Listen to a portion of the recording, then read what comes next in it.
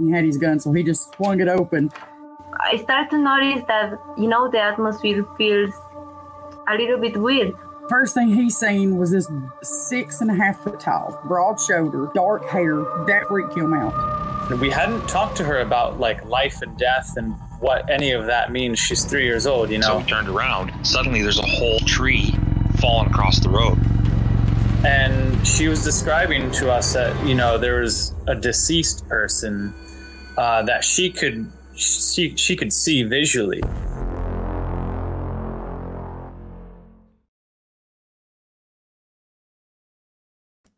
Hello, ladies and gentlemen. Welcome to not an episode of Cryptic Clues Geekverse podcast. Cryptic Clues, I am hard plugging away on this episode of Geekverse podcast. This is my other show that I do, if you haven't heard. Basically dives into everything cryptid, extraterrestrial, paranormal related, and I am plugging it heavily because, hence the review that we're going to be talking about today, Sasquatch Sunset. So I'm going to start off with non-spoilers first, and then I will get into the spoilers after that. But before we get into it, like I said, crypticclues.ca is the website. You can tune into social media channels. We're basically on every platform that you can access Geekverse on. It's good, great time there. But aside from that, you can find Geekverse podcast on our website. Geekverse.ca is our home base. Geekverse Cast is our Twitter. Geekverse is our Facebook.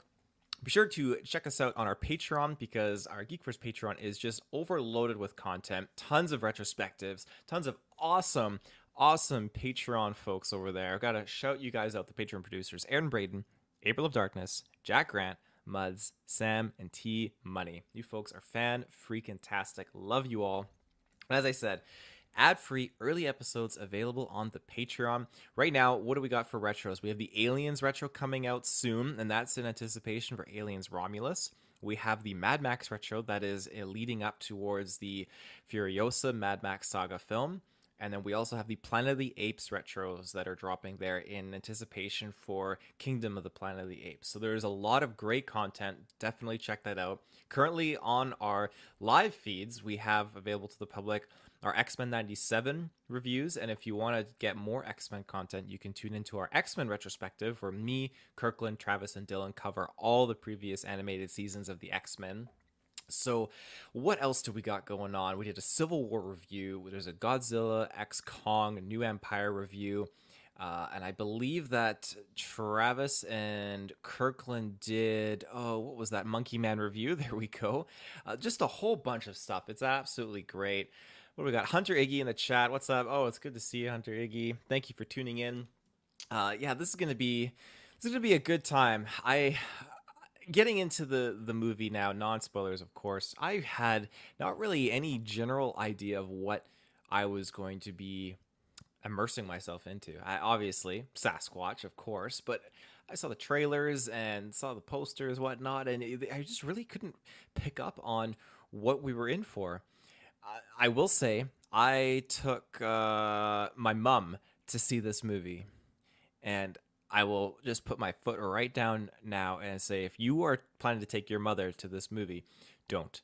Unless you both have just that kind of a relationship and your mom's just super driving into, this kind of stuff, which my mom, she really wasn't. As she said, she enjoyed spending the quality time with me and left it at that. There's a lot of things that I don't think visually she needed to see, but she loves Bigfoot. She knows I do my own show, Cryptic Clues, and she definitely supports the cryptid aspect of my life. But there's a lot of other things that were really visual in this film that I don't think she was really hopping on board with. It was initially just me and her in the theater, but then another guy and his girlfriend came in, and he looks over and he's like, "We going squatching?" Like, yeah, we are going squatching. So that was actually quite humorous. But it was just the four of us enjoying this elegant experience. And what else can I say about this film? It has a very, I almost want to say, resonating and impactful message to it. It feels very expansive, and then it kind of shrinks down a little bit near the end, which is interesting. It did not feel like, I believe it was like an hour and a half. It did not feel like that whatsoever. It felt very, very quick. And I like that, and this isn't a spoiler, they kind of segregated into 4 parts or 4 chapters, if you'd want to call it that. And I like that. I actually was neat to kind of see how things unfolded in each chapter of this adventure. I thought that was really neat.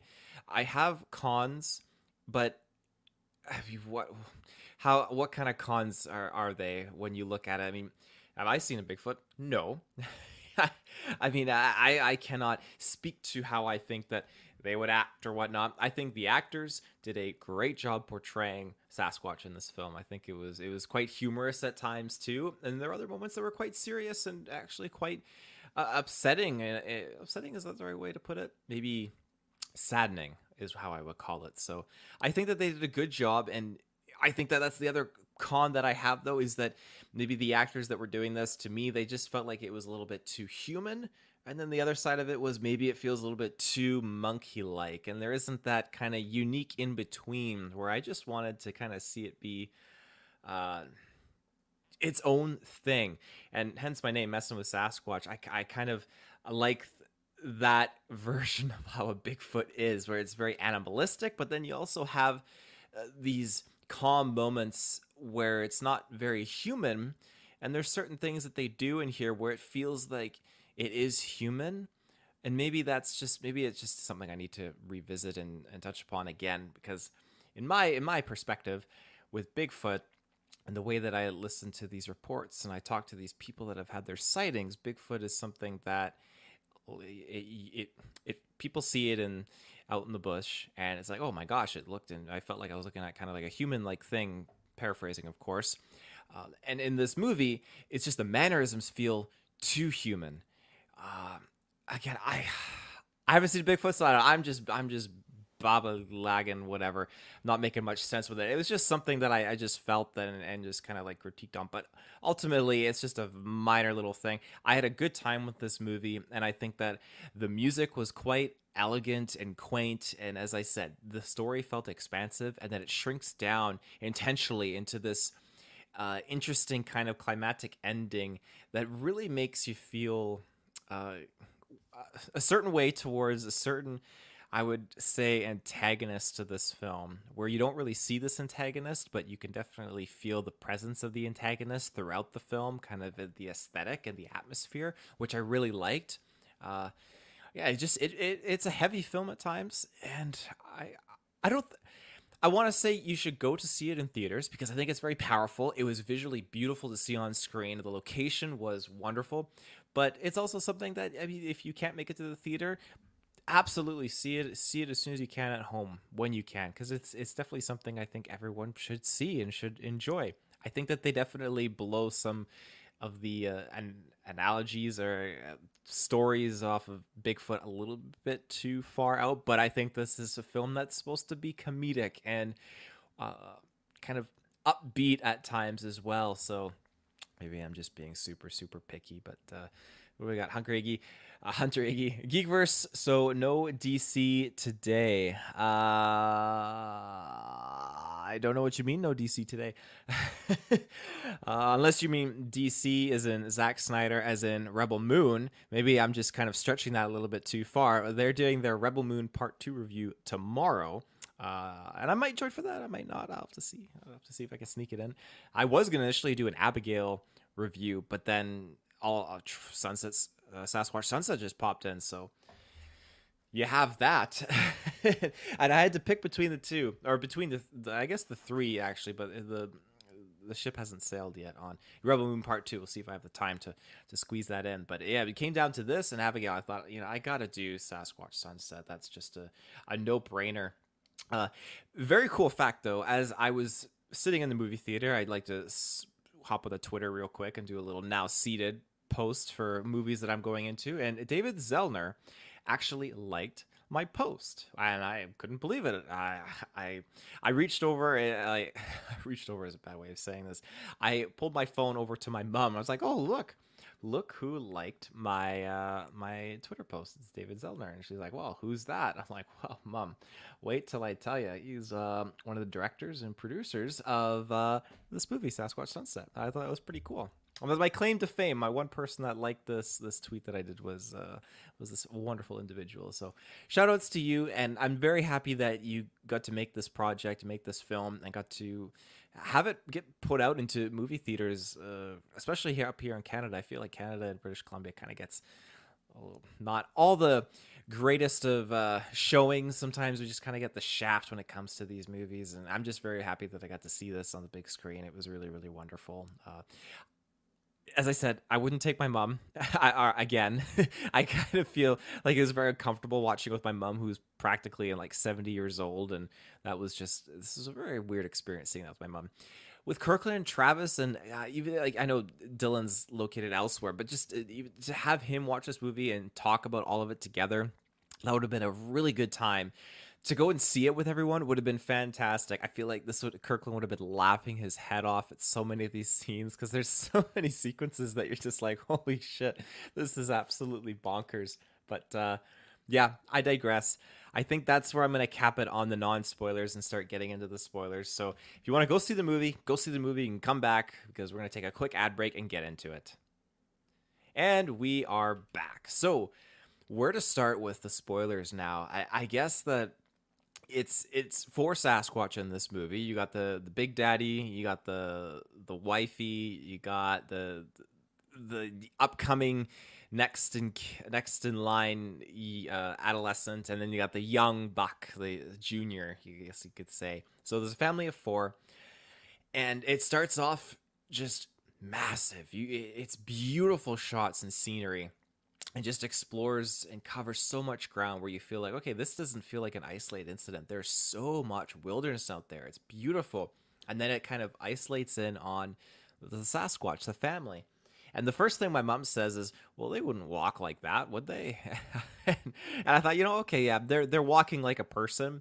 And when you look at the way that some of these creatures move in, I can't say actual footage, but footage that has been scrutinized but put out online of certain encounters, the way that they move is very, very different. And so that's something my mom kind of highlighted. I digress. I thought at this point it was just really cool to see these portrayals and see them just sitting around eating things and just living life as just being animals, but being able to tap into this kind of consciousness and coordination with each other, being able to communicate too. It really, really was just cool to see this visualization on the screen like this. And it's neat because the movie had no dialogue aside from the grunts and the way that they were talking, and not talking language like English, but talking in their own sort of language to each other. I thought it was really, really neat. And the fact that this movie had no dialogue, I really enjoyed that. There's a movie called Willy's Wonderland with Nicolas Cage, and he doesn't say a single line in that movie, and I love that. I really, really do. Other characters talk in it, but it really adds a presence to this film, and I think that is so powerful and so wonderful, and really helps this overarching antagonist that you never see in the movie, because there's never any words spoken. I think it's really, really powerful that they did that. I'm so happy that they did that for this movie. Getting into the fact that there's no humans either, which helps the fact that there's no dialogue whatsoever, is wonderful. I really like that. But yeah, so you have this family of 4, and it starts off like everything is great. Everything's so expansive. They have the world as their oyster. But as they kind of journey forward, there's tribulations that kind of start unfolding, and you start to feel their world really start to shrink. And that's another huge pro that I love to have seen in this movie. While I didn't enjoy it from a saddening point of view, I enjoyed it from the way that it was telling this story in a very realistic setting. Of course, Bigfoot, that's a whole nother can of worms, but the realistic setting is that the world is shrinking because of man's expansion, and that's something I'll highlight as I get further on in this review. So the family is just continuing on, and you just follow day by day what they're up to. And it starts off in chapter 1, and chapter 1 is the spring. And this is what I was alluding to in the non-spoilers portion. I love how they categorize these 4 chapters: spring, summer, fall, and winter. And I think it helped make it feel not like a super long movie, but pretty concise and cohesive in its own sort of way. And it was a great way to kind of pass through time a little bit faster as well in the storytelling, and just kind of get into the different things that these family members are up to. So when we start off at the beginning, as I said, they're all just kind of moseying about, and it's the first day, and we see them all together doing tree knocks, and they never really confirm what they're trying to do with the tree knocks. The way I think everyone interprets it will be different, and how I interpreted it was that they were trying to communicate with maybe another group that's out there, and the fact that they go through and continue doing tree knocks throughout this movie, but it keeps going unanswered, adds a lot more power to not only the overarching invisible antagonist, but the isolation sense as well, where things just feel like it echoes on and on forever, and you know, they're gonna find someone eventually, but it just kind of takes a right turn. It was really interesting and very lonely. So as this family just has each other and they're continuing on, there's other animals that they encounter and everything. And this movie, hot and heavy, just starts off with the Bigfoot sex scene. And it was much longer than I thought it was. And they really emphasized him finishing. And so my mom was a little uncomfortable. I knew that this was going to happen because I saw it in the trailers, and I thought it'd just be funny, like, oh, well, yeah, my mom's going to get a kick out of this, yada, yada, yada. And just when it was like a good minute, 30 seconds of just Bigfoot going, just, and then, like, I was just, I wish I could have that moment back and exchange it for something else with my mother. That was a little awkward. And that's only kind of like, I wouldn't say tip of the iceberg, but it's just another one of those moments in this movie. And I was laughing throughout it uncomfortably, but I mean, they're animals, and it's the natural world. They're just doing what they do. So like, it is what it is. I mean, humans do it. But moving on. After that happens, the Big Daddy just kind of becomes sex obsessed. In many scenes, he starts walking around and his dick is just flailing about, and there are certain moments where he's just like, and his dick is just fully erect as he's walking around in the forest. And there's so many scenes where he sees the female, his wife Bigfoot, just in these certain positions, and he's just getting and he's just getting full rock hard solid for this lady Bigfoot, and just wants to go to town, and she's not having it. She would like turn around, like smack him, like get away, yada yada yada. And that's kind of like one of his main goals, obviously at this point, is he's just looking to get at it. He wants the almighty female Bigfoot there. So in between his attempts to conduct business, they have other very calming moments where they're picking the mites and the fleas off of each other's backside, and at the end of every day, they build a structure. They all sleep together, and then they wake up and they take the structure down and they continue on forth, which I thought, this is just interesting. And it's very humbling and calming to see how they're conducting their business and doing things. And as time progresses, we see them salvaging food and interacting with other wildlife and just doing what they do.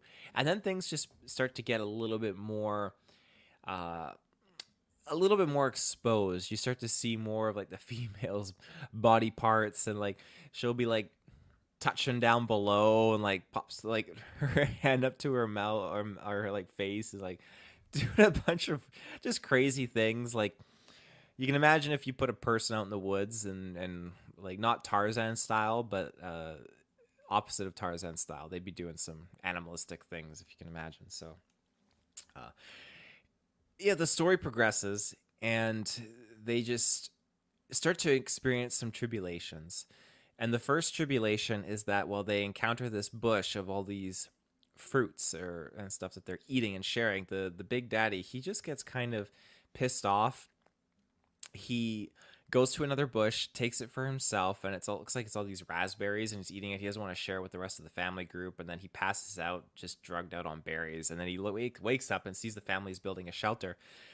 He goes again to attempt to dominate his female counterpart, and she's not having it, kicks him off, and then he looks at this piece of wood holding up the structure and sees there's a hole, and he like caresses it, and it's like, oh no, he's fully erect and we know exactly what he's going to be doing here. He pulls the log out and the whole structure comes down, so the family group like messes him off and like tells him to leave as they're pissed off.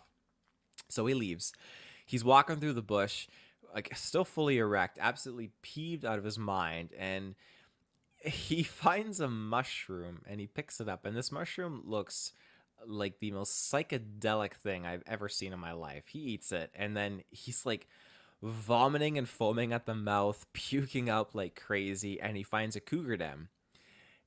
And I think that they were trying to insinuate that he wanted to sleep with the cougar, because it does a pan out shot and he's again standing chanting. His penis is full on erect as it's ever been right now.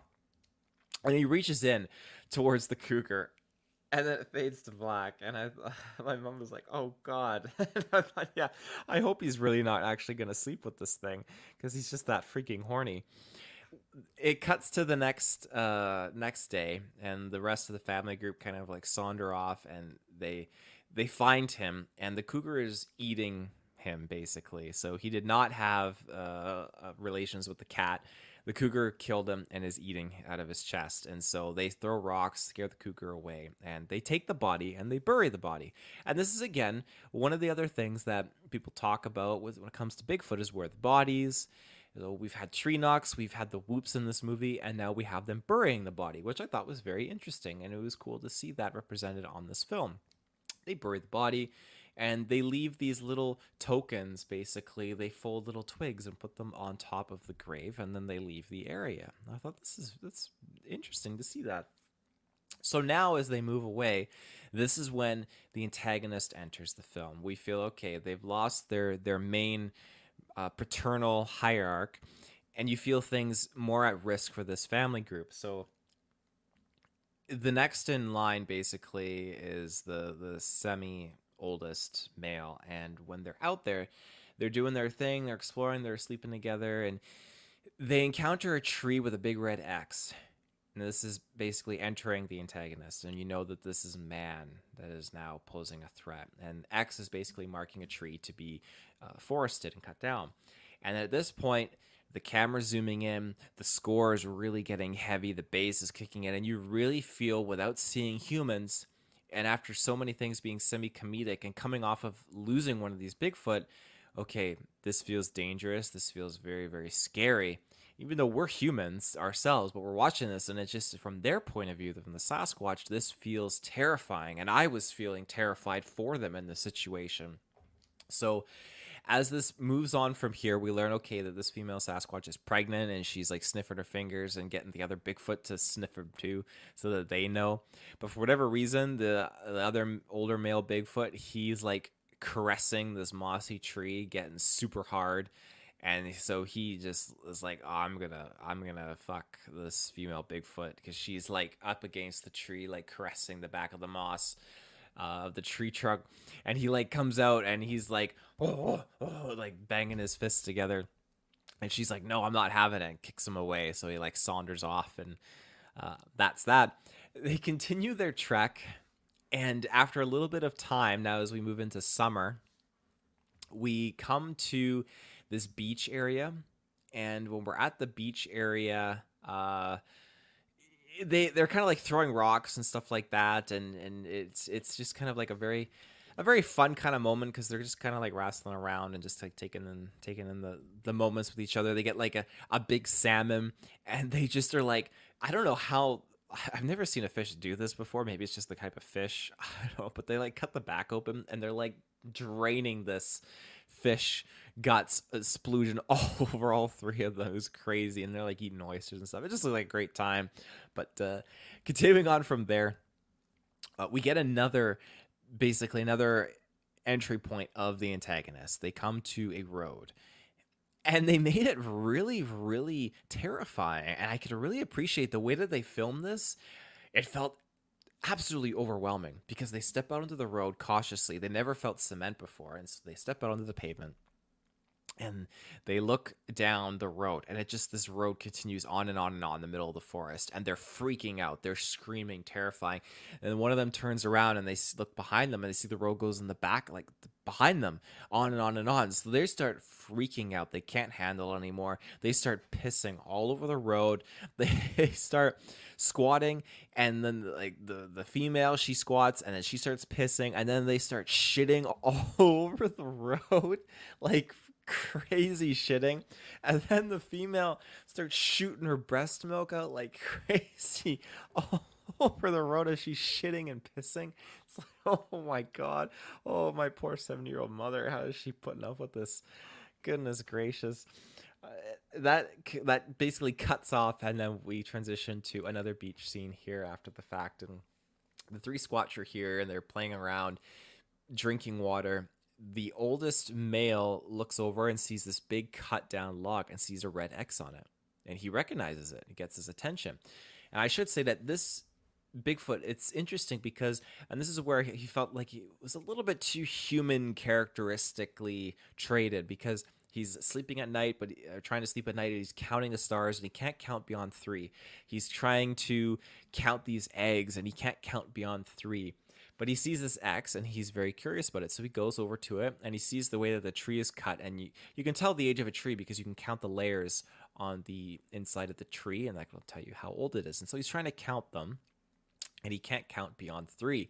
He starts to get kind of pissed off. The youngest is playing a ways back, and then the female comes up, and she feels, again, she's pregnant now because the big daddy had his way with her at the beginning of the film. So she's pregnant, and she starts to feel uncomfortable. So she sits down on the rocks. And then the oldest male is just kind of getting like impatient, jumps on top of this log and is just kind of like rocking it back and forth, jumping up and down on it. He falls, and the log rolls over on top of him. So he's now stuck under this log, half above the water. The female goes over to try and help and gets the log off of him, but then drops it because she loses her grip, and the log rolls even further, pushing him under the water. The younger male comes over now and is just trying to like take a stick and hit the tree trunk kind of thing, just to kind of, I guess, feels like he's helping, but it doesn't do much. And then the female is trying to like move the water away from the male's head and just try to keep his head above water. But unfortunately, the log just keeps on moving over and just drowns him. And the cougar death was one thing, but this death really, really hit me. And I didn't tear up, but I really felt bad because they looked really, really saddened at this point. It was really, really unfortunate. And I think, again, most of these shots and the things that they do in this movie, I think they did a really, really good job with this. But seeing this really, really was very saddening. And they start doing whoops and call outs, and they just fall asleep on the beach. They wake up and they see the log is kind of floated off of the shoreline, and they look over and they see crows eating off of the body, and the body is washed up on the shore.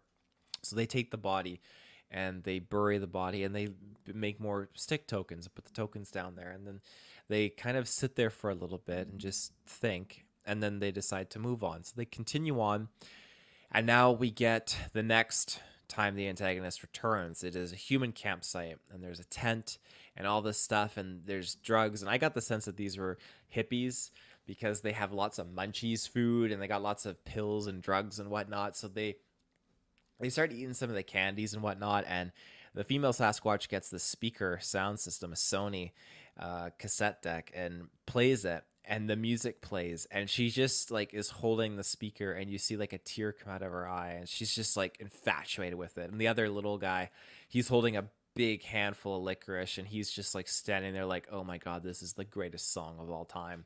And they've never seen or heard this stuff before. The music, it gets cut short because the female just ends up smashing it after enough is enough, and they just destroy the whole campsite. They're done. They're absolutely done.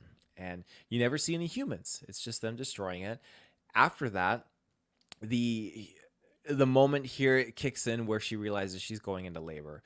The little guy throws a frisbee, hits her, and her water just splooshes out. And so they walk away, they get somewhere distant, and they basically are sitting up a little grassy pad, and she gives birth. And let me tell you, they do not hold back. We're entering fall at this point as well in this chapter, so this is the third part here of this film. they don't hold back on the visuals because she squats over and that baby's like the cameras were right there and baby's popping out. So that was interesting. Everything comes out with that baby, and it's graphic to a degree. As soon as the baby's out, a cougar again shows up, and it's like, holy crap, what are we gonna do? So what does Mama Squatch do? She grabs everything that came out with that baby and just throws it over the cougar, and the cougar starts eating it, and they sneak away with the baby. I really like. I was just, yeah. It's a thing. It's a thing. So with the baby, they carry on, and it was really, really nice being in that moment, just because they were holding the baby and they were actually smiling and they felt really happy, and it was cool to see that they got a +1 again. I was absolutely bamboozled because eventually we get to a point where there's a shelter that they build, and at night the baby looks like the baby's dead. And the baby's been with them for a few days now, but the mom wakes up and the baby's not breathing. Its eyes have rolled into the back of its head. And I'm like, oh my God, I totally believe this here, that they just killed the baby. And I thought, this is just brutal. This is so brutal and so sad. And the mom's shaking the baby, and the little male is just like freaking out, making calls and stuff like that. But then the baby starts to cough up and wait and stops choking and comes back to them. And I thought, oh, thank God. I was really freaking worried about this baby. So the baby's with the mom all the time. And after that, I'm trying to think, our next moment of the antagonist is you see lots of more trees being cut down, and you start to see the impacts of a forest fire here. And while I can't attribute that to the antagonist really of humankind, but I attribute it to just the isolation and the claustrophobic kind of shrinking of their world. And that is the antagonist that I'm referring to, not just humans, but the fact that their world is shrinking. Throughout this film, they're doing tree knocks, trying to reach out, in my interpretation, and communicate to another group so that they're not alone anymore. And it always goes unanswered. And I think that's very sad, because for all they know, they could be the last of their kind. And there's just no response. Their world is getting smaller. You have forest fires, you have deforestation, so many factors involved here. And again, they didn't see a single other human, and they were very cautious, of course, and how they were traversing and trekking, burying the bodies, taking their structures down, and that sort of stuff. So when they eventually come across it looked like it was like a human kind of campsite, because there was a live chicken that they took, and this is when we get into the winter time now. They took the chicken. I don't know what they were doing with the chicken. The mom was eyeing up the chicken legs, but they come across these traps, and I thought, oh God, this is how they kill the little guy. I really, really hope that the little male Bigfoot doesn't eat it here, because he's like playing with the chicken on one of these bear traps. And the one bear trap looked like it was like a human leg that got cut and clamped in it. But I almost thought, like, man, maybe it was another Bigfoot that someone hunted and the Bigfoot stepped in there. But the female realized that this is Bigfoot. This is a bear foot trap, and we need to get out of here. We can't stay here. And it seems like she was definitely the most intelligent out of all of them. She was very wise. She was very tactful, and very, very dominant too in this group. And I like that. So when we got to the point here where she knew, okay, this is dangerous, we need to leave, they left. And we moved to basically this, you don't know it's a museum at first, but you basically move to this Willow Creek area. And of course, Willow Creek, that's absolutely a legendary place. If you don't know why, give it a Google, and you might see some cool original footage associated with Willow Creek. But they end up coming to this place where you see a bunch of deforestation, construction equipment, and everything, and you have the score and the bass kicking in. But this is where it really feels powerful, because man is not in this movie, but their machinery is, and their footprint is, and it feels scary. It really feels scary. If you've lived your life out in the woods, and that's what we see their whole world being out in the woods from their perspective. The times that they come across this antagonist, this thing that is a threat to their way of life, the cougar killed the one guy, but the other Bigfoot, it was because this tree was cut down by man and left out in the water that ended up killing him. So this threat to their way of life, you don't see this threat, but you see the things that this threat has left behind, and it is scary, it is powerful, it is dangerous, and I think that really stands a great message of how their world is shrinking. And you can pull Bigfoot out of the equation and you could put any other animal in there. And in this movie, we saw skunks, we saw elk, we saw porcupine, like we saw tons of animals. And I think that any of those animals could be exchanged for Bigfoot in this main story. And you can see how the message stands, where their world is shrinking. And I think that this movie does a great job at explaining that. And without the dialogue, without having humans actually in there, it leaves it up to you to feel that presence of how dangerous and how threatening mankind is. And so the loneliness factor of these Bigfoot, when they see all this equipment and they're slowly creeping in, the little guy grabs a few rocks because he's going to throw them in case trouble comes. They see a big Bigfoot carving on the side of the museum and they're trying to talk to it and how to it. And you feel so sad for them because it's like, this is what we're looking for, more Bigfoot.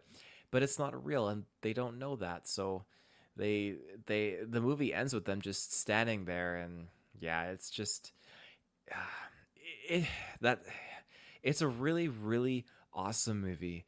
And being able to talk more about it, I'm glad, because it's definitely made my heart feel a little bit more warmer to the story, and just being able to think back on some of this stuff. And again, there's lots of scenes that are just so outrageous and you're laughing because it's really funny. You can tell that they had a good time doing this movie because there's so many kooky things going on.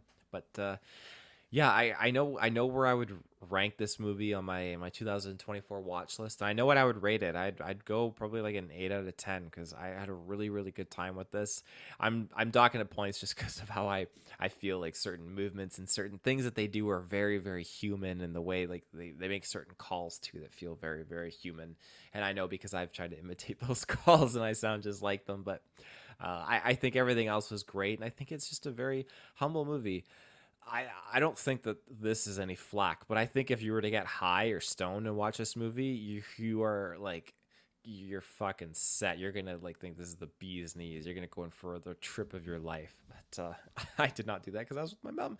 But yeah, I go 8 out of 10. I think that so many things with this movie are really, really fun, really, really awesome, and I hope that the other Geekverse members will tune in and watch this movie because it's quite a treat. It's its own thing, and it's cool to see that Sasquatch is still a relevant factor and is still up on the entertainment big screen.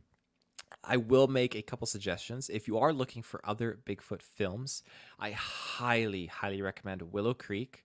You have to check that out. Really, really good film. And then I really, really recommend Exists. Exists is a fantastic movie. It's definitely one of my favorite horror movies that exists out there. It's great. It's one of my it's probably my favorite Bigfoot movie, actually, to be honest. It's just fantastic. It's really, really fantastic. So yeah, that's about it. That's all I got. So if you're a fan of anything cryptid related, like I said at the beginning of the show, I run a side show called Cryptid Clues, hence why I got the Cryptid Clues branding on here, but I should probably change that to Geekverse just because I don't want Travis to get too mad at me for that. But yeah, check out Cryptid Clues because we cover everything. It's me, and if you know Ruben from other Geekverse episodes, he's my co-host, and we talk everything cryptid related. And I'll probably talk about Sasquatch Sunset on the show there with him a little bit. But yeah, we do interviews and talk about experiences, encounters, and all that kind of stuff. So it's definitely a good time. But when you're not interested in all that kind of stuff and you want to tune back into the more geek-related things, then Geekverse podcast has all the things that you need, whether it be comic book reviews, movie reviews, video game reviews, Dylan's Geekverse side quest going on there. Like, there's so much stuff popping off, so definitely tune into that. We've got lots of reviews that are coming out soon, so be sure to stay tuned and check out our social media tabs and channels and everything below in the description and our Discord. Yeah, so that is everything. I hope you enjoyed this review. I will be seeing you guys soon. So remember, everyone, take care and stay safe.